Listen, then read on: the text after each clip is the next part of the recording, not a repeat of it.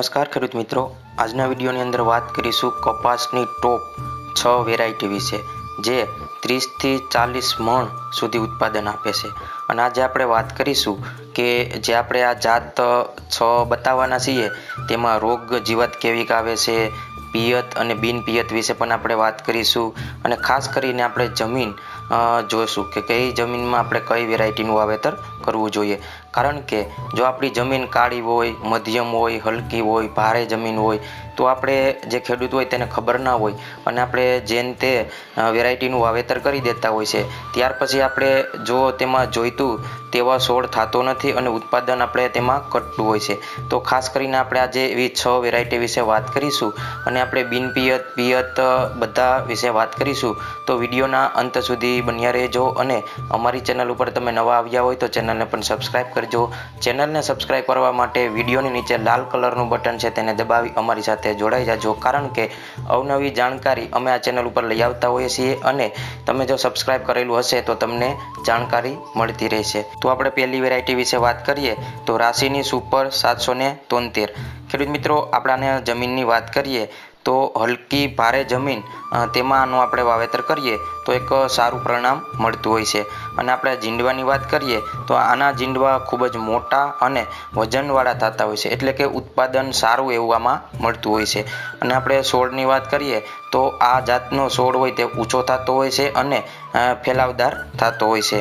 અને આપણે વાત કરીએ કે જીવાતો વિશે તો કે જીવાતોમાં રોગ પ્રતિકારક શક્તિ આમાં વધારે હોવાથી રોગ જીવાત ખૂબ જ ઓછા આવતા હોય છે. તો ખેડૂત મિત્રો, આ જાત છે તેનું વાવેતર આપણે મીડિયમ અને હલકી જમીનમાં આપણે આનું વાવેતર કરી શકીએ. ત્યાર પછી આપણે બીજી જાત વિશે વાત કરીએ તો તે પણ એક રાશિની જ છે, રાશિ 926. ખેડૂત મિત્રો, જો આનું વાવેતર કરો તો જમીનની આપણે પહેલાં વાત કરીએ તો મીડિયમ ટાઈપની જમીનમાં આ જાત હોય તે થતી હોય છે. અને જીંડવાની સાઇઝ આપણે વાત કરીએ તો જીંડવા હોય છે તે શરૂઆતથી જ આ જાતમાં થતા હોય છે અને મોટા અને જીંડવા એક વજનવાળા થતા હોય છે આ જાતમાં પણ. એટલે કે નીચેથી જો જીંડવા આવે એટલે ઉત્પાદન પણ એક સારું મળતું હોય છે.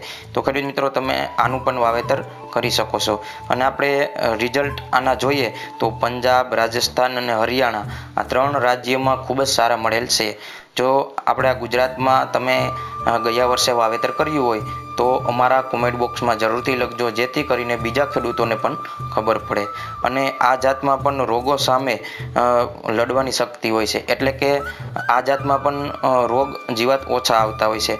તો ખેડૂત મિત્રો, તમે રાશિની 924 જે જાત છે તેનું પણ વાવેતર કરી શકો છો. ત્યાર પછી આપણે વાત કરીએ ત્રીજી જાત વિશે તો તે છે અજીતની 177 વેરાયટી. ખેડૂત મિત્રો, આના છોડની હાઇટ મોટી થાય છે, જીંડવાનો વજન ખૂબ જ હોય છે, એટલે કે જીંડવા હોય છે તેનું વજન પણ ખૂબ જ થાય છે અને જીંડવા પણ મોટા થતા હોય છે. અને રોગ સામે લડવાની તાકાત પણ આ જાત પણ ધરાવતી હોય છે. અને જમીનની વાત કરીએ તો આ જાતમાં આપણે જમીન બધા જ પ્રકારની હોય, એટલે કે ગમે તે જમીન હોય તેમાં આનું વાવેતર કરી શકીએ. અને પાણીની વાત કરીએ તો પાણી પણ આપણે મોરું હોય અથવા મીઠું હોય તો તેમાં પણ આપણે પાણીમાં પણ આ જાત છે તો ગમે તે પાણી હોય તેમાં પણ આ જાત છે તે સક્સેસ થયેલી છે. તો ખાસ કરીને આ જાત તમે જે ખેડૂત મિત્રો છે જેને મોરું પાણી હોય અથવા જમીન હલકી હોય કે મીડિયમ હોય તો આ જે અજીત 177 છે તેનું વાવેતર આપણે કરી શકીએ. ત્યાર પછી આપણે વાત કરીએ 4 નંબરની વેરાયટીની તો તેનું નામ છે એગ્રીસીડ્સનું US 51 વેરાયટી. ખેડૂત મિત્રો, આનું વાવેતર આપણે ઓછું પાણી હોય અથવા હલકી જમીન હોય તો ખેડૂત મિત્રો તો પણ આ જાત છે તે સારું ઉત્પાદન આપી શકે છે. એટલે કે જે ખેડૂતોને જમીન હલકી હોય તો પણ આ જાત છે તેનું વાવેતર કરી શકે છે. અને જે ખેડૂતોને ખાતર જમીનમાં નથી તો તે પણ આ જાત છે તેનું વાવેતર કરી શકે છે અને આનું ઉત્પાદન તો પણ એક સારામાં સારું મળેલું છે. તો ખાસ કરીને એગ્રીસીડ્સનું US 51 છે તે વેરાયટી તે ખેડૂતોને જરૂરથી વાવવી જોઈએ. ત્યાર પછી આપણે વાત કરીશું 5મા નંબરની વેરાયટી જે આપણે ગયા વર્ષે તેનો વિડીયો પરફેક્ટ આપેલો છે. તો ખેડૂત મિત્રો, જે આ વેરાયટી અમે કહીશું તો તમે તે આ પૂરેપૂરો વિડીયો જોવો હોય, પૂરેપૂરી જાણકારી જોઈતી હોય તો તમે તે વિડીયો પણ જોઈ શકો છો. તો તેનું નામ છે કાવેરીનું એટીએમ. ખેડૂત મિત્રો, આ પોપ્યુલર વેરાયટી છે અને આનું વાવેતર ઘણા બધા ખેડૂત મિત્રો કરે છે. અને જે ખેડૂતોએ કાવેરીનું એટીએમ વાવેલું છે તેને ઉત્પાદન એક સારામાં સારું મળેલું છે. આપણે આના ખાસિયતની વાત કરીએ તો આના જીંડવા હોય છે તે 6.5 ગ્રામના અને મોટા થતા હોય છે, એટલે ઉત્પાદન પણ એક સારું મળતું હોય છે. અને આપણે જો આના પાકવાના દિવસોની વાત કરીએ તો 150 થી લઈ 170 દિવસની અંદર પાકતી જાત છે. અને આ જાત છે તે પિયત અને બિનપિયત બંનેમાં થતી જાત છે. અને ઉત્પાદનની જો વાત કરીએ તો 30 થી લઈ અને 40 મણ સુધી આનું ઉત્પાદન મળેલું છે. તો ખાસ કરીને આ જાત છે તે એક બેસ્ટમાં બેસ્ટ જાત છે. તો ખેડૂત મિત્રો, તમે કાવેરીનું એટીએમનું વાવેતર કર્યું હોય તો જરૂરથી અમને કોમેન્ટ બોક્સમાં લખજો અને તમે ઉત્પાદન પણ લખી શકો છો. ત્યાર પછી આપણે વાત કરીશું 6થા નંબરની જાત વિશે.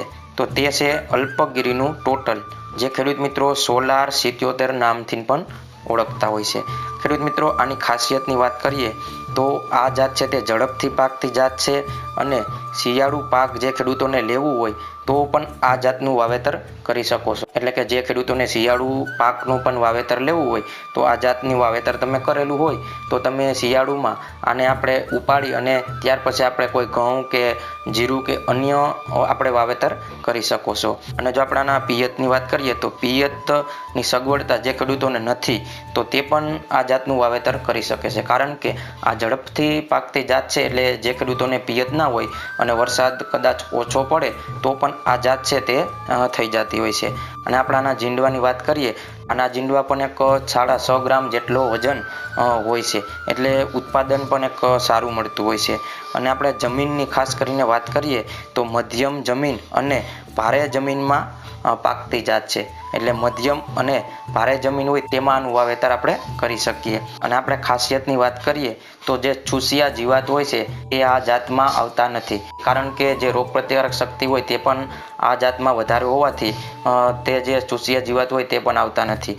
તો જે આપણે 6 જાત બતાવી છે તેમાંથી ખેડૂત મિત્રો કોઈ પણ જાતનું વાવેતર તમે અગાઉથી કરેલું હોય તો અમને કોમેન્ટ બોક્સમાં જરૂરથી લખજો, તેનું ઉત્પાદન પણ લખજો અને તેનું રિઝલ્ટ પણ અમને લખજો, જેથી કરીને અન્ય ખેડૂતોને પણ ખબર પડે, જેથી આપણે અન્ય ખેડૂતોને પણ આપણે મદદ કરી શકીએ. અને ખેડૂત મિત્રો, અવનવી જાણકારી માટે અમારા ચેનલને સબસ્ક્રાઈબ કરજો. સાથે સાથે બાજુનો બેલ આઇકન છે તેને પણ દબાવજો, જેથી કરીને અવનવા વિડીયોની નોટિફિકેશન તમને મળતી રહે. તો વિડીયોમાં બસ એટલું. ધન્યવાદ. જય હિન્દ. વંદે માતરમ.